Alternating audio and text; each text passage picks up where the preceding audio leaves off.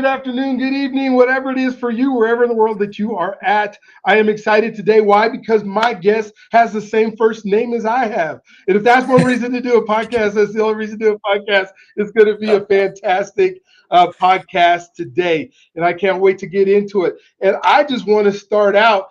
Sometimes I'll introduce the show and say all these wonderful things. But I know with Bryan, we're going to get into such great topics that we are going to talk about all kind of stuff. So, Bryan, I'm just going to jump right ahead, jump into, not to your past yet. We'll get to that, but just right where you're at. Take me to a moment where everything changed for you. And I already know your story a little bit, and so I know what's coming, but I can't wait for the guest to hear it right away. Take us to where everything changed. And if you need to do some context before and build up to it, knock yourself out. Just have some fun doing it, but take us to that spot. Okay. First of all, thanks for having me, man. I really, really appreciate it. Absolutely. So the moment everything changed was there's really two monumental moments. The first one was the day that I met Elaine, my 85 at the time year old landlord who took a chance on me. That moment where she just looked at me and said, "Welcome home," and standing on the front porch of the house in her robe, that was the first moment that everything changed for me. Little did I know that the next moment in my life was gonna lead to where I'm at now, and that moment was the day that I woke up and was brushing my teeth. That was 907 days ago. I've brushed my teeth since then, but I'm just saying These months. 907. Let me make that very clear. But 907 days ago, man, I was brushing my teeth one morning, and I I saw this reflection in the mirror that was no longer flattering, and it was the first time in Mm, my life that I I saw nothing but an empty shell. A light that was inside was so dim that um, it had overshadowed any light that was left within me, and it was the moment where every voice inside my head, every bit of chatter, every little bit of chaos, everything in my DNA, my heart, my spirit, everything got super quiet, just silent. And I heard the words, "You are worth it." mm. And that was probably, if not the most defining moment of my life, hearing those four words. And um, that was definitely, out of the two, that was the most important one, is when I realized that I was worth having a better life, and worth having a better experience than the one that I had previously lived for the majority of my life. So yeah. What what was at stake if you didn't change? What does your life look like if you didn't change and this you didn't have that moment that you knew that you could do better? What was at stake? Just give me a little glimpse of. It was either going to be jail for a long time or death. Mm, Possibly a third option, a continuance of a lifeless fight or flight lifestyle. I could have carried on. mhm. I could have easily carried on. How long would that have lasted?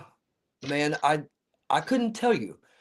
But it would either have, with the amount of drugs that I was picking up and have on my possession, while having alcohol on my breath, and while not being able to pass a sobriety test if I were to get pulled over, definitely jail, and each time could have landed me there for quite a while.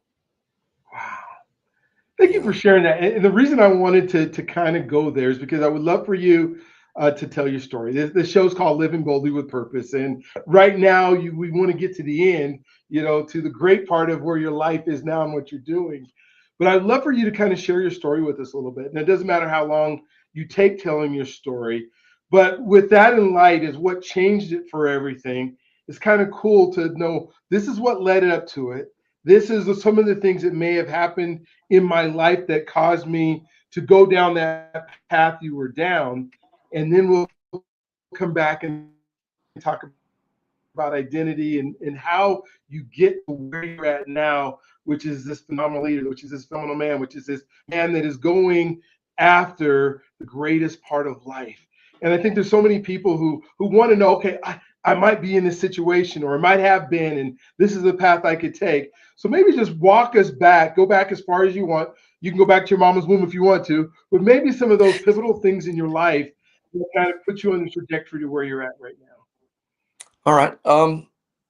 I come from a really wonderful, supporting, loving, caring Southern Baptist Christian uh, Sunday school, church camp. Grandfather deacon, great grandmother played the organ and the piano in the church I was brought up in. Dad worked for American Airlines. Mom was pretty much a stay-at-home mom, and just a really loving, small, tight-knit family. Hmm. My earliest childhood memory that I think everything started from without me knowing it at that moment was me laying on the living room floor watching MTV with my father. It had just come out. I think I was 6, maybe 7, and Quiet Riot, Bang Your Head video came on, and coming from a musically inclined family, I remember so vividly hearing that guitar sound and seeing that video and thinking to myself, "Oh my God, what is this? What, like, that's what I want to do right now." And after the video was over, I remember telling my dad that, "Hey, I want a guitar. That's what I want to do." And he looked at me and he said, "It's a pipe dream. 1 in a million will make it, and you won't make it." Wow. Yeah. Just set it up and say, go make it up straight out. Not like I got a dream. Like take it out of you, baby. Oh my God. It just, all right then.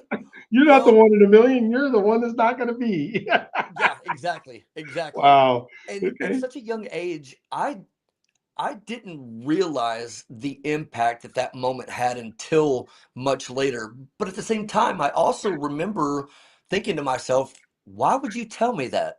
Hmm. You know, and that really just stuck with me in a way that I would come to find out later was that seed that got planted to pursue my attempt, if you will, at living that sex, drugs, and rock and roll lifestyle, such as the bands like Guns N' Roses and Motley Crue and Poison and all these bands that were running the Sunset Strip on their videos on MTV. I just got fascinated with it. And all I wanted to do was be that guy. Hmm. Um, so my parents get a divorce, and it was really hard on me. I was already acting out and the class clown, and just that one that was getting into trouble and mischievous my whole life. But when my parents got divorced, they sent me to my aunt and uncle's house to try to straighten me up. And I was always that child that didn't feel comfortable in his own skin. And I'm sure that's why I acted out. I was super emotional. I just felt emotions on a different level, not only my own, but other people's. Like it, I just felt, uh, I'm not going to say scared, but overwhelmed all the time.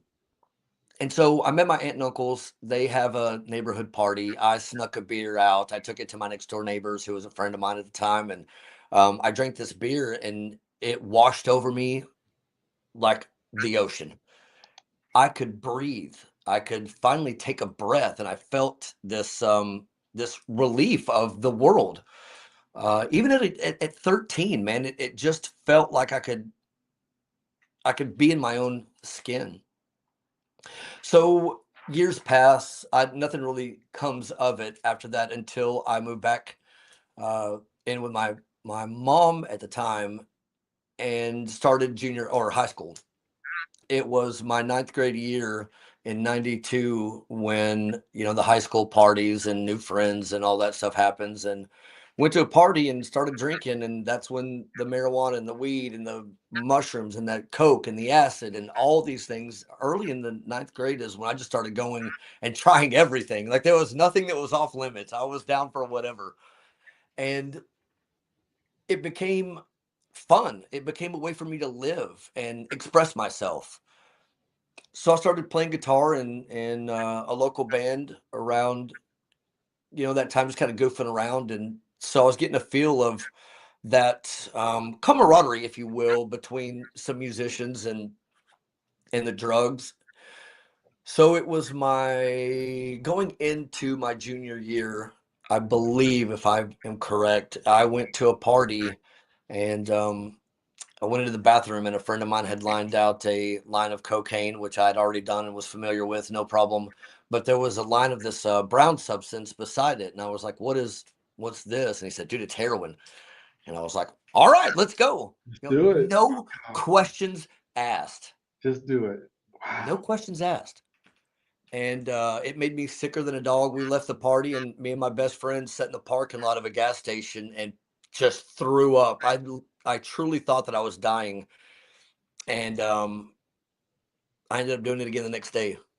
And that just, Even after the feeling that you got of this sucks, I'm sick, we're in the parking lot, yeah, there was thinking I something was about surely it going to that made die. you want to do it. Wow. It was a feeling that was better than anything I've ever felt in my entire life. Really? Yeah, man. And here's something that's truly sickening about this is every time I did it for the next year, I would throw up that hard. Like I have memories of my mom and my stepdad living with them, and it was a small little house, and we had a big backyard, and we had horses next door to us. The neighbors had horses. My mom cooked dinner every night, and I was 17 or 18 at this point, and I would do a line of heroin in my bedroom, smell my mom's food, even though I could eat my mom's food all day long, just an amazing down home country cook. And I would get so sick to my stomach, I'd have to hide it from them. I would run outside and throw up on the side of the house and then come in and force feed myself. My parents knew something was going on. And it was shortly after that I went to my first rehab. And that was at 17 or 18.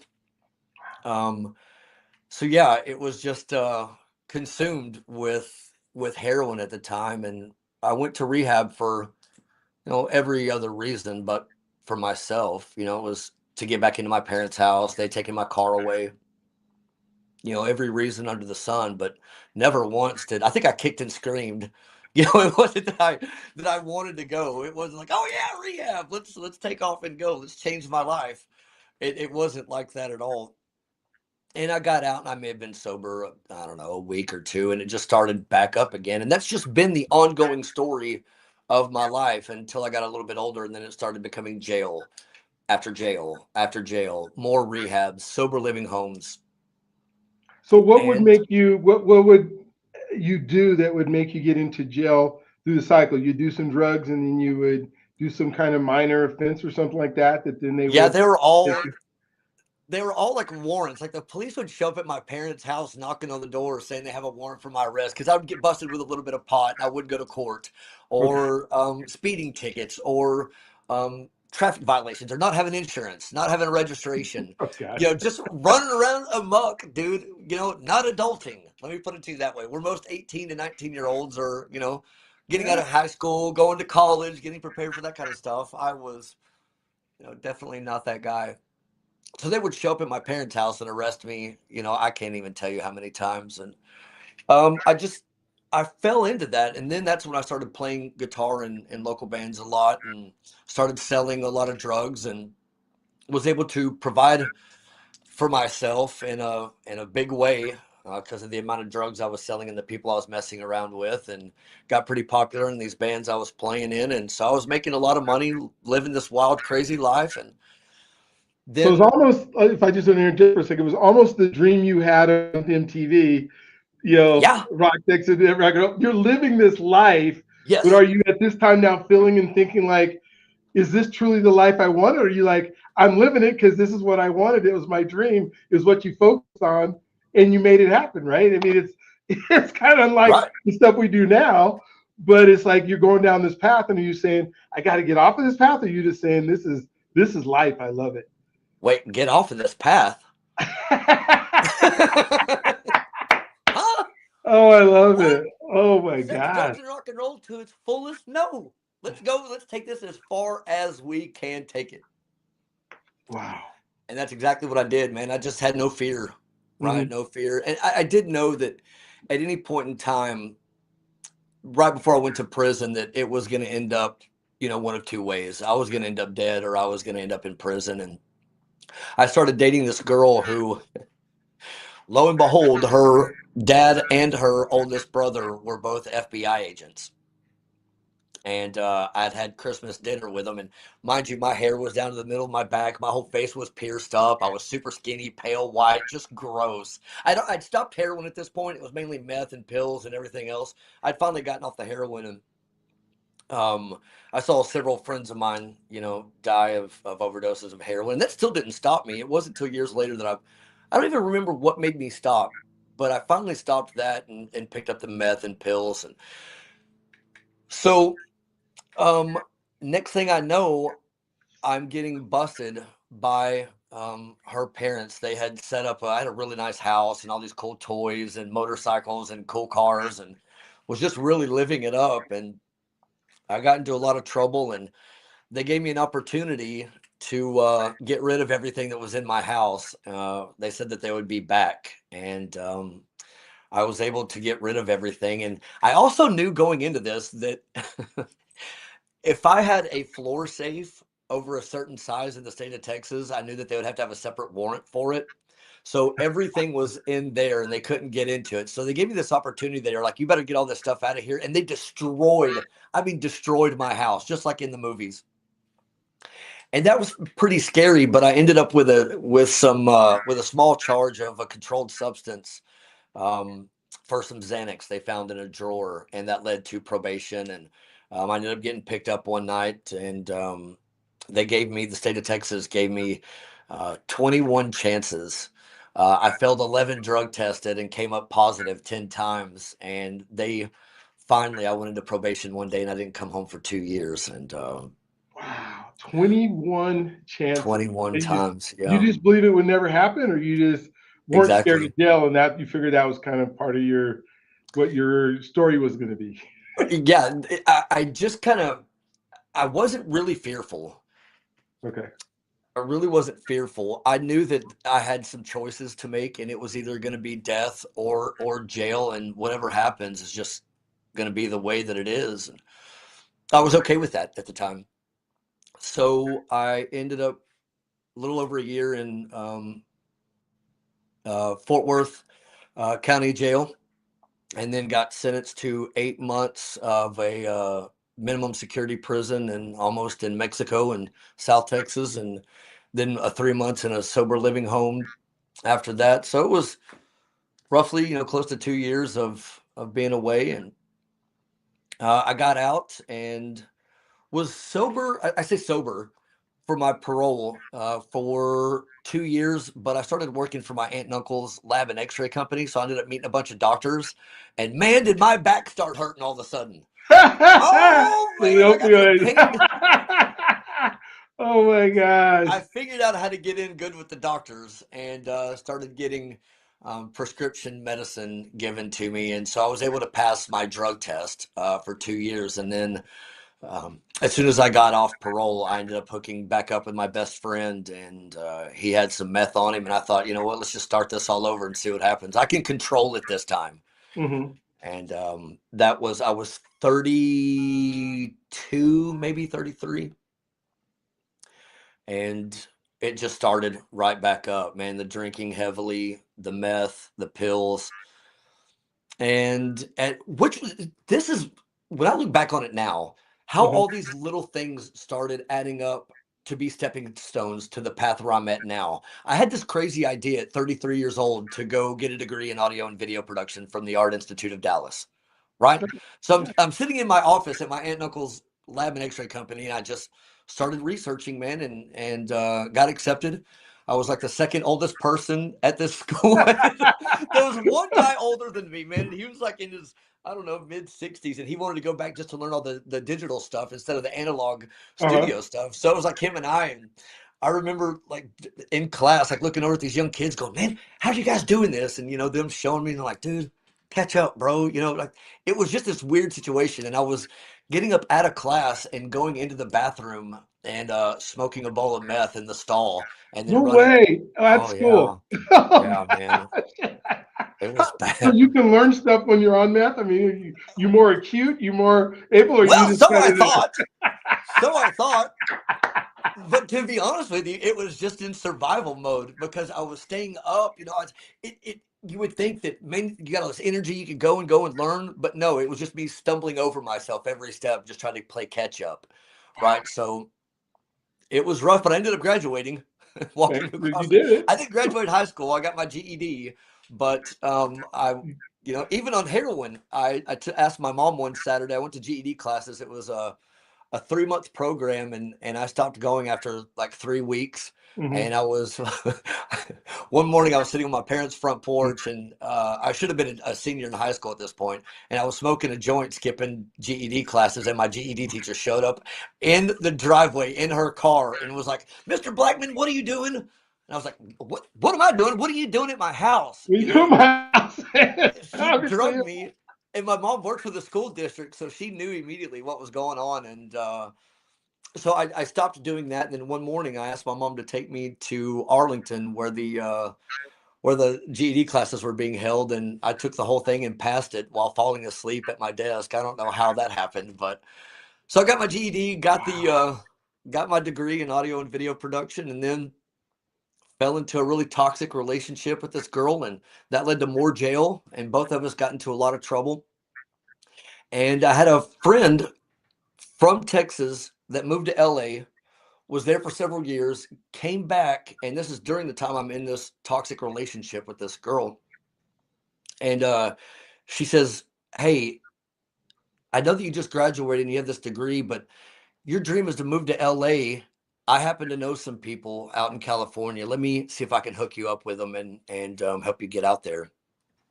She did. I met this guy. I flew out here and hung out for a weekend while my girlfriend was in jail, Oh and gosh. yeah.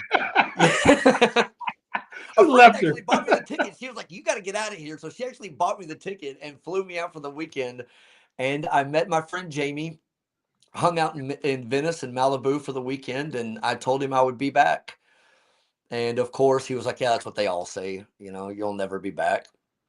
So Mhm. I came back to Texas, man, and I've always loved writing. I've always been a writer. And so I had a brand new spiral notebook, and I sat in my little condo in North Dallas, and I just made a list, man, of everything I could possibly think of that would get me to California. I had debts like crazy. I didn't know if my car could hold a U-Haul. How much is a U-Haul going to cost with the gas, and just everything that I could possibly think of. And it turned out it was a front and back page. And man, I spent the next year just crossing things off, and some months I would get one or two things done, and some months I would fall 10 steps back. And next thing I know, I was unpacking all my stuff into a storage unit in North Dallas and packing my car with whatever I thought I would need in California, and went and had dinner with my parents, got in my car, and drove to Venice. He was gone. It was gone. Wow. And then were you then when you get to Venice, are you just sleeping in the beach, or you got a place that you're living with the friend that you met earlier, or Yeah, so how that's does when that work?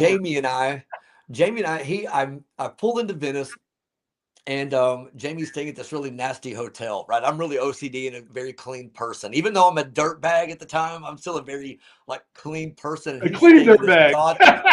awful, god awful motel. Dude, and I walked in the door and I was like, uh-uh, I'm I'm not staying here. So we uh we found an Airbnb in Marina Del Rey, and we pull up. It's a beautiful, beautiful condo on like the 10th or 12th floor. And we started unpacking our stuff. And I'm looking over the balcony over the marina in Marina Del Rey, over the ocean. And I'm like, oh my God, this is crazy. This is crazy, man. I'm here. I pull out my notebook out of my backpack and I open it up to the very first page. Now, mind you, I had written, I still have it if you want me to, I'll show it to you. But I had written, "California awaits you, California needs you, California awaits you," all over the front and back of this notebook, right on this page of this list of things that I had to complete. And so I get here and I pull this out and I realize that I had crossed off every single item. And so I wrote, I am here. I think it was like 6/20, 2020, something like that. The exact date was, but I wrote it. I wrote, I am here. And so uh, Jamie and I end up staying there for a little while. We get a house, and that's when my addiction took a turn for the worst. Well, At the even time, I thought it was the worst. worse. Say that again. It kind of delayed for a second. Yeah, it said it even got worse than it was before, where you've already had jail time, you've already had addiction, but you've been able to make it, still been able to finish school. But now you're now in California, and there's nothing stopping you from all in addiction. Right. And I've already been all in addiction, but this one took a different kind of turn. There were two moments. It was when I met Elaine and the moment in California. I ended up homeless. Jamie and I had a falling out, and so he had introduced me to a bunch of homeless people. So I was sleeping in a tent on the library lawn in Venice Beach. Had gone to some hostels, couldn't afford the hostel anymore. Ended up back in a tent, and it got really, really scary because at this point, I didn't have much money left. So I had the scooter business. Jamie and I both had the scooter business in Venice, and dude, that became a bigger nightmare than I could have ever imagined. Homeless people stealing my scooters, throwing them in the Venice canals, putting poop on the handlebars. I mean, just crazy, crazy stuff going on. And on North and South Venice Boulevard, there was a huge homeless um, community of trailers and just rundown cars, and a really dirty place when I got there. And so I became friends with a lot of these people. And so I'm hanging out in these god awful, I mean, just nasty, nasty um, Winnebagos and trailers and cars that are just full of junk and urine and feces and just um, it was it was a survival mode of keeping myself going in this fight or flight mode. That's the only way that I felt comfortable. Hmm. I felt comfortable in fight or flight mode because I knew how to survive in that environment.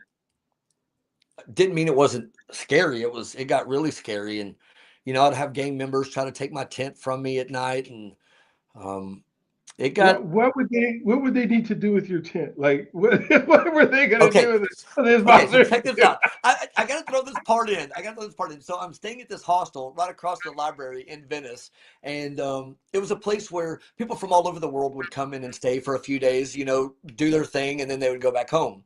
Well, I met this group of guys, and they're from Colorado. They came out here to do some hiking and just sightseeing and whatnot. Well, the day that they were leaving, they stopped me and they said, "Hey, Brian, we've got this really nice tent. We can't take it back on the plane with us.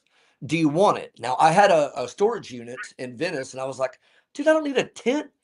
They're like, "Well, we're going to throw it away then. It's brand new." And I was like, "All right, fine, I'll take it."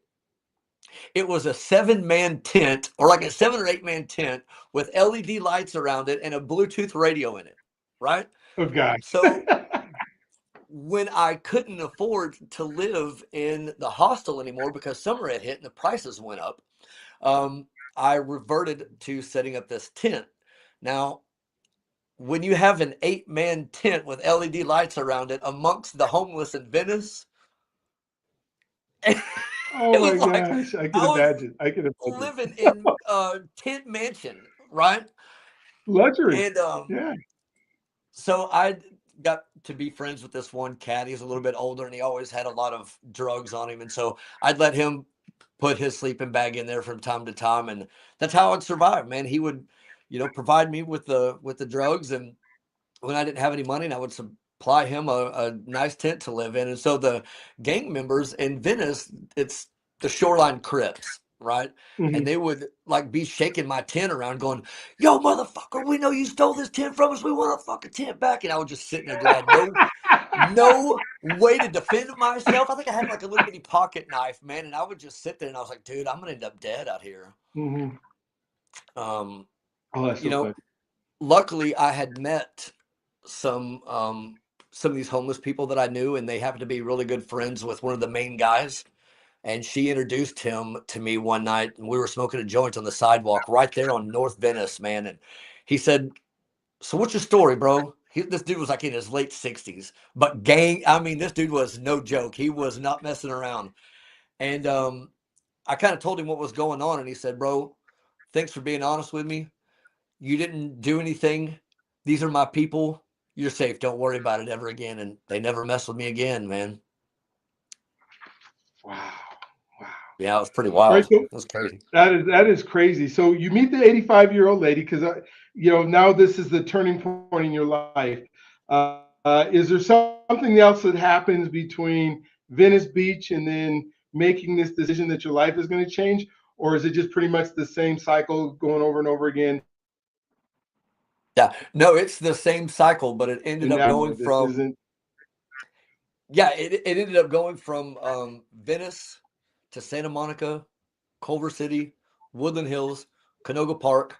Um, a friend of mine from Texas had a friend in Culver or in Woodland Hills, and she had an office in Canoga Park, and she took me in trying to, help me out a little bit. I'd finally got a job doing stagehand work, and I was working for 3 different companies at the time, just driving back and forth from Canoga Park into downtown LA and just wearing myself out. And so she then said she had a 7-year old, and she was like, I don't think you're doing too good. I don't want to just kick you out, but I have an office in Canoga Park, and what I can do for you is I can let you sleep in my office until you can find a place to live. And little did I know she had cameras all around her office, and she caught me on camera. I was doing some really bad things, and so I get kicked out of there, and that's when I'd met somebody in Huntington Beach a few months before this, and I just told her one day. I said, "Hey, what are you doing?" And she was like, "I'm going to eat with my friend at this restaurant." And I said, "All right, well, I'm driving from Canoga Park to come meet you." And she was like, "No, you're not doing that. I don't know you. I know you from Instagram. I don't know you. Don't come meet me." And I was like, "No, I'm on my way." And that's what I did. And I pulled up and met her and her friend, and so we kind of got to know each other. And the next thing I know, I packed up myself. I moved to Huntington Beach and ended up homeless out here, sleeping in my car and trying to find a place to live. And next thing I know, I see a sign in this lady's yard, and it happened to be Elaine. Mhm. And so I called her, and she told me that she would show me the room that she had for rent. A few hours later, she was out to dinner with her 94-year-old boyfriend.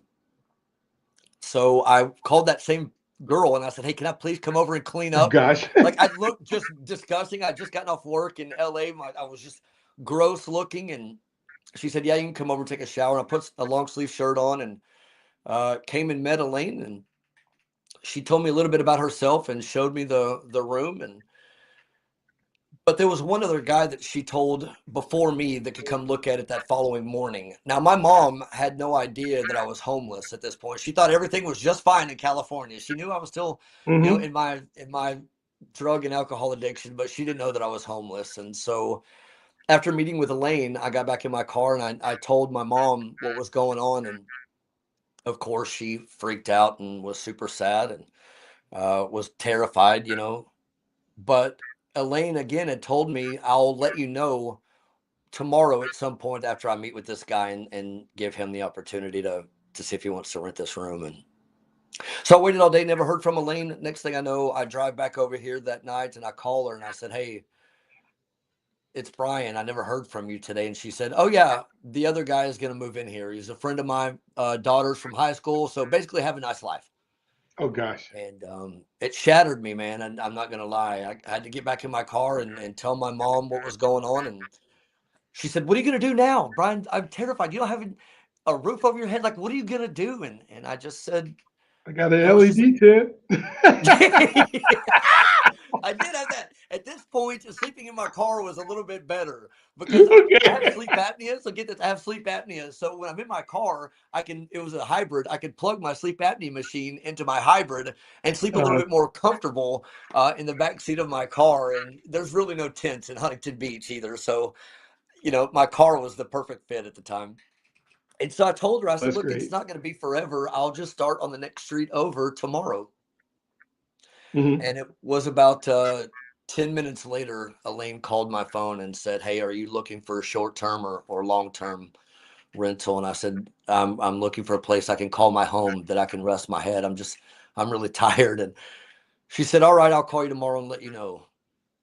I get back in my car, go across the street, um, take a nap, if you will, and my phone rang about early that morning. It was 6 or 6:30, and woke me up. And it was Elaine asking me if I was asleep in my car, and I told her, "No, I'm up. I'm ready to go." And she said, "Don't lie to me, Bryan. Are you sleeping in your car?" And I said, "Yes, ma'am, I am." And she said, "Why don't you get dressed and get over here?" And I did exactly that. And when I pulled up in the front of her house, she was standing outside in her robe on the front porch and said, "Welcome home." Real? So Oh gosh! Wow! pretty wild, Wow! man. So she now that room that she rented to the other guy, he's still staying there, and now you're actually staying in her house, or it was a Yeah, different. he wanted short term. So she just straight up said, "He's out. He's out." Right. Okay. So she decided to rent it to me because I was looking for a long term, and she was looking for somebody to stay here for a while. Wow. Yeah. Cool. Oh my gosh! And so now, when you think about your pivot, and now you're moving into this whole new life, did it take a while? Was there like rehab or things you had to do to get out of your addiction, or was it where you could just one of those people who just is able to say, "I'm done," and then you're no more? What was that journey like, and how you switched from your old life to now your new life? Like I was saying in the beginning, it was that moment of brushing my teeth and having that Hmm. moment with what I consider God, my higher Yeah, power, yeah. Hmm. source, love, whatever you call it. Before that happened, it was that's when the addiction took another turn. Okay. I now had a roof over my head. I had this safe place. I didn't know anybody. All I cared about was having this roof over my head and having the job that I had. And so I sat here in this very room, which is also the room that her late husband passed away in. Oh wow. And she found him in this room from a heart attack, many years before I, Yeah. got here. But you're still there She, now. Today, you're still with Elaine, and does she has she passed or she's still oh, kicking? dude, she still is going and feisty and crazy and wild as I ever. love it. I love it. Love it. Love it. Yeah. Oh, cool. Yeah.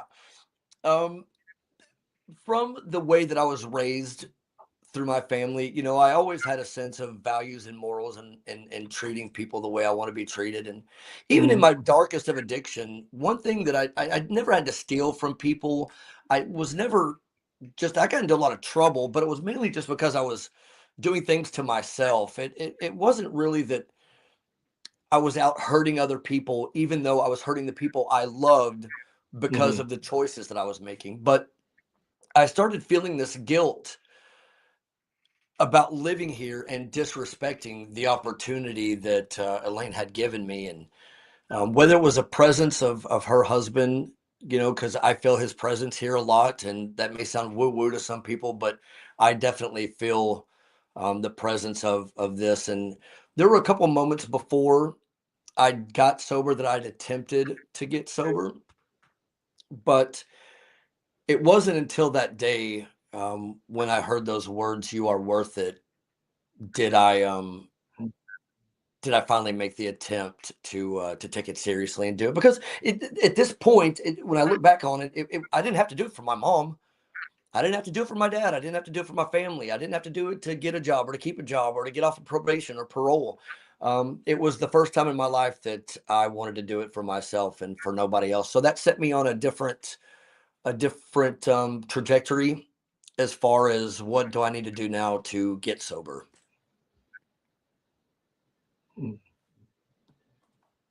So it was definitely a turning point because the addiction got so dark and lifeless that fight or flight mode was just it was safety mode. Um, so yeah, man, I when I looked in the mirror that day, I just I didn't see much there. It was a horror. It was a horrific picture, to be quite honest with you. Mhm. So now you're going through this, and if you were to think of somebody who's in the same, maybe not the exact same boat where you are, where they've gone as deep and as low as you have, what are some things that you can say about that moment, or about what you did, or your thought process, or the identity shift that you now had about who you were? You know, when you're brushing your teeth and you realize, oh my gosh, I'm worth it. That shifts in an identity, then I'm not enough. How could you help somebody get there? Is it just they have to get to that point where they're looking themselves in the mirror and saying, this is not enough, or this Yeah, isn't, that's it. how could you help somebody through that? It depends on whether or not you've gotten to a point of realizing that you're worth more in this life. You're worthy of having what, again, I'm going to go back to what God intended you to be here for. You might not know what that Mhm. is, but if you're doing it for any other reasons, and I'm going to be just 100% blunt and honest about it, if you're doing it for your kids or for your wife or for your girlfriend or for your family, Saying I that. haven't seen anybody succeed doing it that way. Mhm. That's just that's just my standpoint. Is it possible? Sure. For me, it never worked. And so I'm just speaking for my own self here, is that until you're ready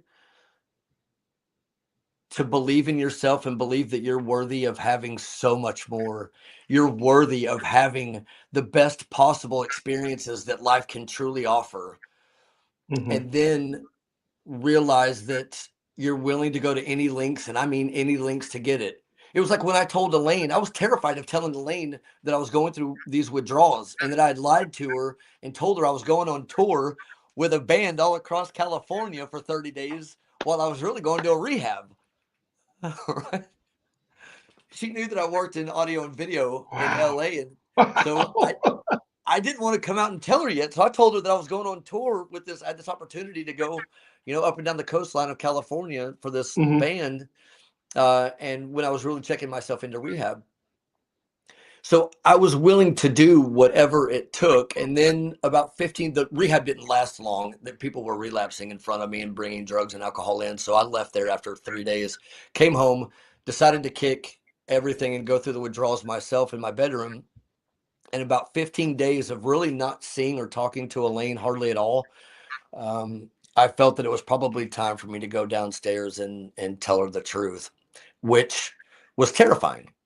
You know, she's already experienced a daughter that died from her alcoholism, Oh, wow. Okay. two grandsons that had overdosed on fentanyl, and Really? now she's got this drug addict and alcoholic living in her house Mhm. who she's built this great family relationship thing with, friend and family at this point. Mhm. What's going to happen? I didn't know how she was going to respond. I was terrified of that. I get asked a lot, well, what if she would have kicked you out? Where would you have been now? Where do you think you would be now? I don't know. I don't like to do what ifs. I can just tell you that my mindset, to answer your question, was so strong and motivated by wanting a better life and knowing that I was worthy of a better life, that I was willing to risk whatever her response was. I was just fortunate enough that when I was honest with her, she said, I love you. You're like family. Go back upstairs, do whatever you need to do. I'm here if you need me. And so that's when, I came back upstairs, and it got so bad that, I was praying for God to just take me. I really didn't want to be here anymore. I didn't think I could do it.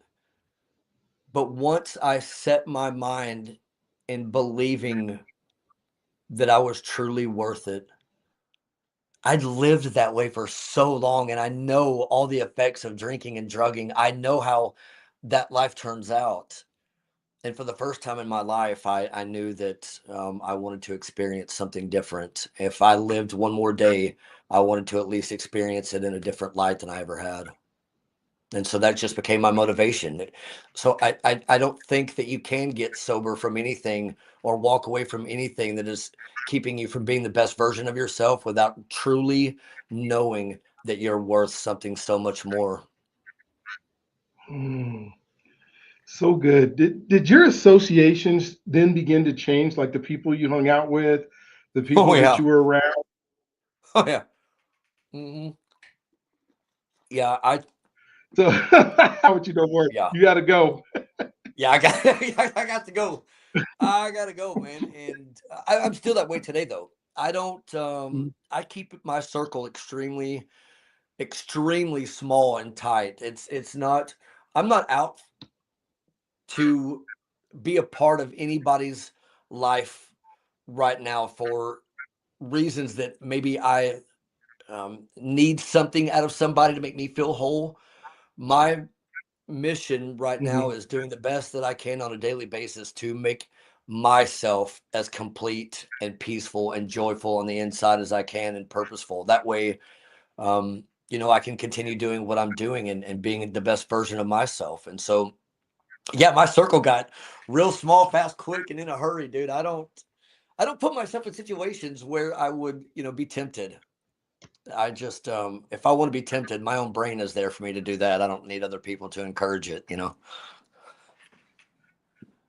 Cool. Yeah, I got a couple questions that are happening online right now, and Okay. one person is talking about a crab crew family. Maybe talk about crab crew family, and they said, "What are some special things Brian's received from his crab crew family?"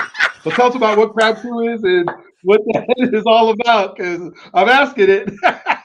Oh, some of the things I've received, cheese and crackers. Okay, so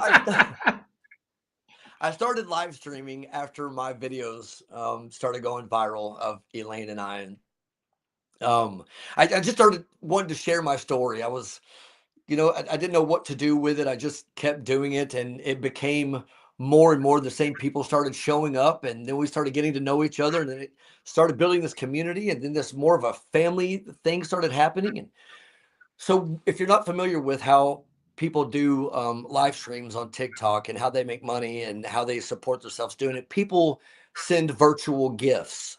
All right. So, some people will send like these crazy extravagant gifts, and it makes your screen do something really, really cool. And so, I'm always out by the Huntington Beach Pier. That's where I started my evening live stream and got to know quite a few people. And all of a sudden, this wonderful, amazing lady named Kari sent me this gift, and it was a crab, right? And it came and danced on my head, and this little pinching thing started doing this. And I had yelled out, "Oh, really, Kari? You gave me crabs right here on TikTok in front of everybody?" And it just became this thing, man. Everybody started sending me this crab gift, and next thing I know, my PO box on my TikTok bio, dude, I started getting crab socks, crab boxers, crab bubblers, crab blankets, crab keychains, crab everything.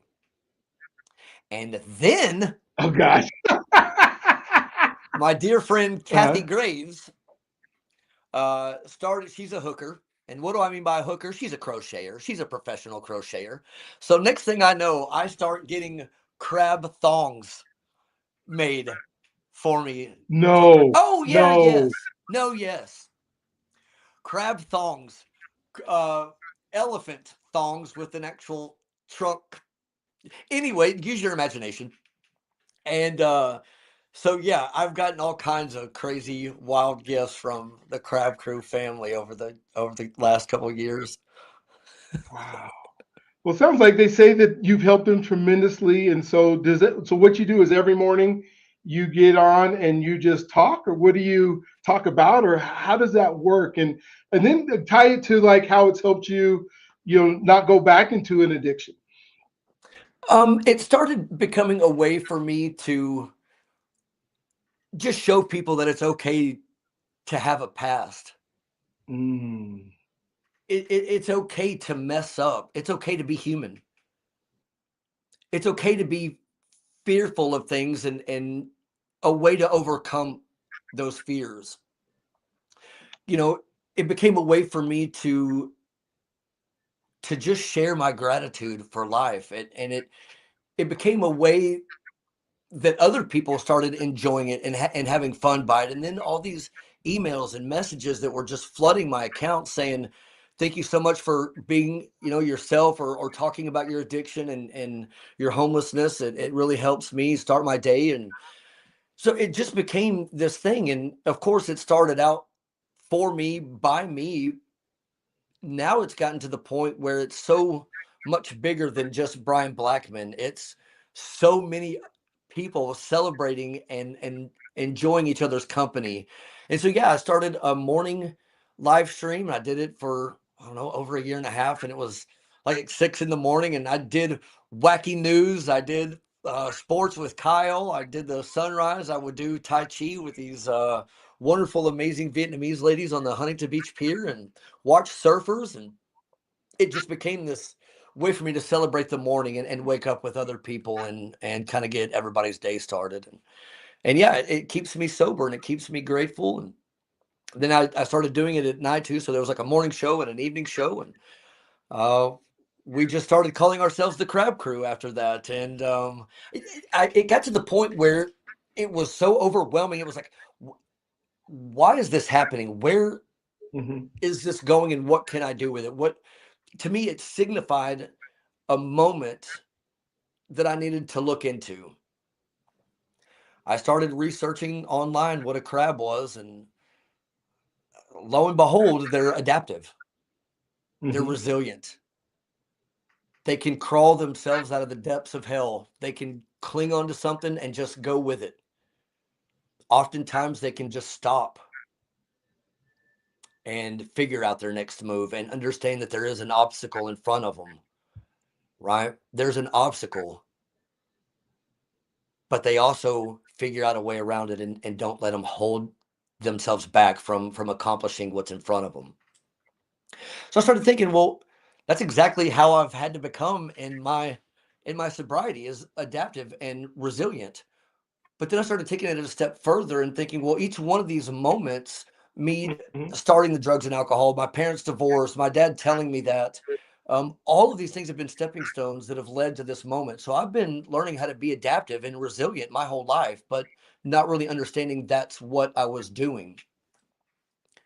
So once I realized what the crab signifies, it gave me a purpose that I didn't understand at the time, but I started thinking, well, what can I do with this further? And so, man, I just grabbed a pen and a piece of paper and I just started writing everything that I do from the time that I get up to the time that I go to sleep.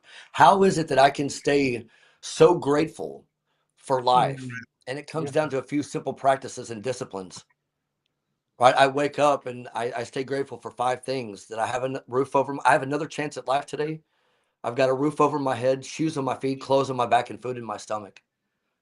And once those things are completed, I started thinking, well, everything after that is just a bonus in my life. So then it led to, Mhm. what could I do with the name Crab? And so what did I have to do first? I had to get clean. But it wasn't just a cleanse from drugs and alcohol. I had to clear out the mental chaos. I had to clean out the weeds that I've been planting or that I've let overgrow in my brain for all these years. All the lies, all the chaos that I've been telling myself about what I should be, who I should be, what society tells me I have to be, what do I need to look like for my parents, all of these things except for who I am. So I had to clean out my mind, my body, and my spirit. Then I had to learn how to be resilient, which I was already doing. Mhm. Then the adaptability. So how are you going to bounce back when life hits you?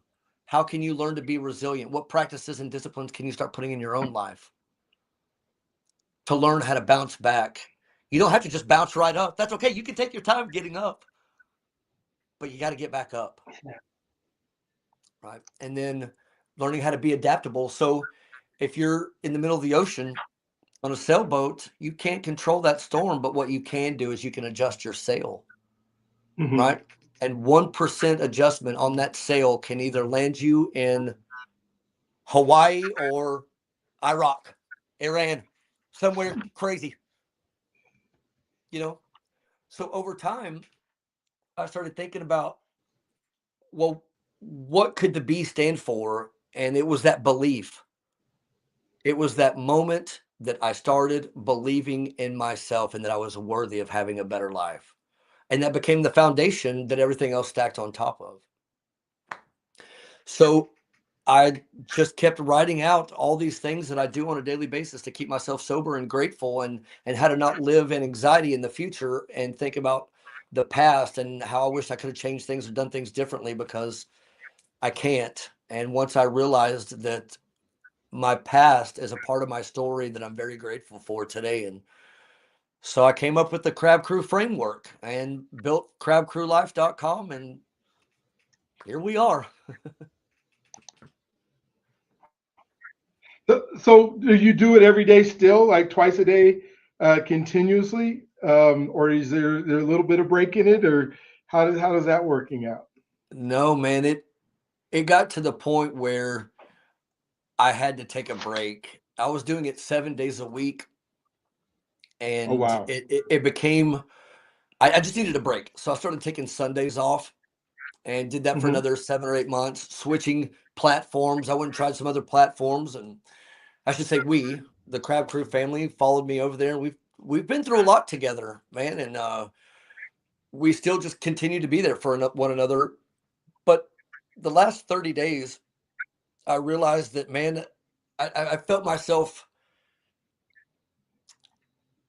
I, I was almost getting to the point where I couldn't do it anymore unless I took some serious time off.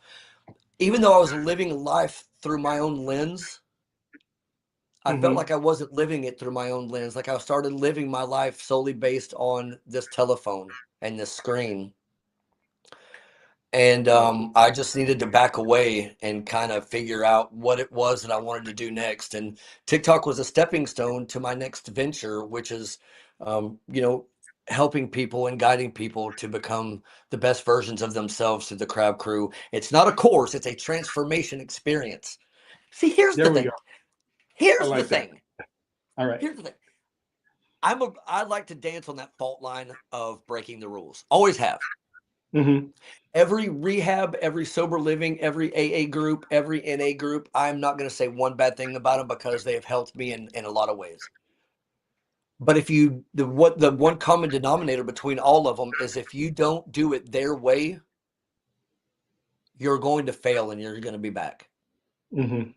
I don't like that theory. Yeah, That's, I don't think works at there all. are multiple ways to get to the finish line. Hmm. And so what I started really diving deep into over the past 4 months, I've been building this in silence. And I just came up with the silly things that I do. And I call them silly because I literally stare at myself in the mirror in my eyes and tell myself that I'm worthy, that I'm doing amazing. I'm so proud of you. I love you. When you start doing those kind of things, man, and adding 1% more gratitude, you will, the compound interest starts Mm. taking place. Yeah, it does. It does. Those little adjustments in your sale and the disciplines that I do on a daily basis. For instance, I don't wake up and grab my phone. I refuse. I Nope. refuse to let other people, places, or things guide the rest of my day. Will not happen. I spend time alone in my own head, being grateful, doing some stretches, doing some exercises, drinking coffee, making myself breakfast, thinking, being by myself, letting those crazy thoughts come through. Doesn't mean you have to give attention to them, right? It doesn't mean you have to give attention to them. Just Hmm. let them go, let them flow through. That's part of meditation. Yeah, And then I'll absolutely. go through emails, check my calendar, do all that kind of stuff. So it's just these little disciplines that I make throughout my day, and do my best to stay in the present and remind myself that the present is a gift and it's the only time that I have. I don't have 5 minutes from now. I don't have tomorrow. I can plan for it, but I truly believe that everything is Hmm. happening all at once right now. And what better place to be than complete gratitude for what I Yeah, do that is very have. fair. Yeah. Oh Right. my And that's a gosh. daily, that's a So good. daily reprieve. It's not, I didn't Hmm. wake up one morning and just go, oh, everything's just great and hunky dory. You know, this is just awesome. I smiled and I laughed. No, no. It's truly Oh my gosh, diving Brian, this is deep so good.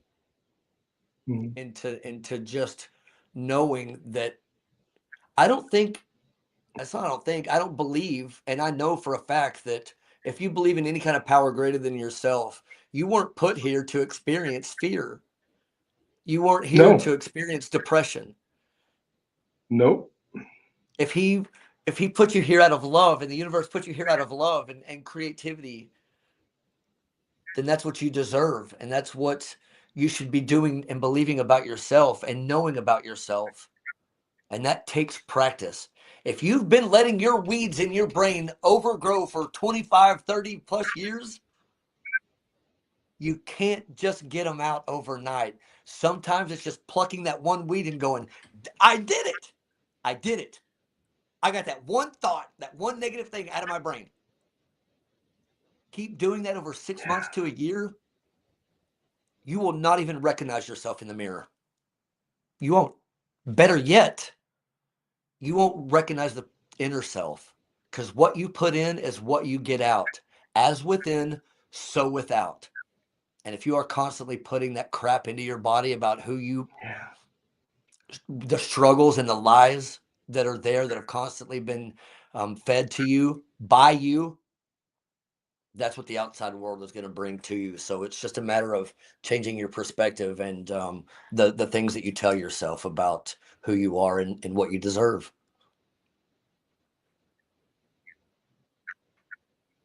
Oh my gosh. So good. As I think I have a community called Becoming the Person Universe, and people that decide to get in, and we talk about the very thing that you're talking about. I have a devotion that I do every morning. It's called the routine.live, and every morning I get out and we do a devotion, and we do some breathing exercises, like you said, the meditation, and some affirmations that are super important. We do some declarations that are important. We just sit with whatever it is where and ask, hey, God, what do you want me to notice right now? Yeah. And you're so right. Today, I started that one this year and just put what I was doing online, and we're at 100, and I think today was day 183 or 84 today. And just you think of you do that consistently over time, you can't help but become that person that he wanted you to be when you started out, and it is so Right. amazing. Is there anything else that you wanted to share with us? We're already over an hour and we're just getting started and having fun. Has I it want you been? to come back. I know I want Wow. you to come back because I want to go through a day. I want to go through a day in your life and a day in Okay. what just your gratitude is. I mean, the amount of just being thankful that you got up this morning, that you have food in your belly, that you have a place, roof over your head, is so huge. And so many people don't know how to begin that journey. And I would love to just take us through what happens when you start doing it, but why it's so important to be consistent, not perfect, but consistent, Yeah. and how that can change your life. And so I Get hopefully you'll be willing perfect. to come back. Get perfect out of your head. Yeah. We will never be, you can never be, but showing up for yourself every single day, again, compound interest, changing the direction of your cell 1% will compound Mhm. interest over time and a lot quicker than you might think. So yeah, I would love to do that. I would love to do that anytime you're ready. Yeah. Wow. Well, cool. Well, Brian, thank you for being on today. Thank you for just bringing light and life to our podcast today. And when I think Thanks, about man. living Thanks for boldly having me. with purpose and how that all works, it's just so fantastic. I know we've had some internet issues, but your friends are still, giving me, I think the last one is can't break up with us ever. We are I see it. Yeah, we we're in this.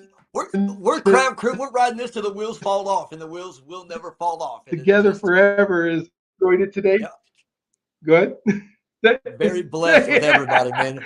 Oh my. They're so amazing. It's just truly an amazing thing, dude. I cannot say enough wonderful things about my gratitude for that. Is just amazing. Yeah.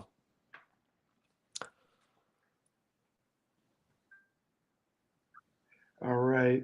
And the crew that's there, I would love to. I have a book that's called There Is No Tiger, which is all overcoming overthinking and controlling anxiety. And any of your crab crew that's on here, let me know. I will send them an ebook. I will send them a book so that they can How just cool. have some of those extra tools that can help with this stuff. So I'll be happy to do that. If Love you it. guys are watching and hearing me now, just send me send an email to me. I will get it out to you guys. I promise.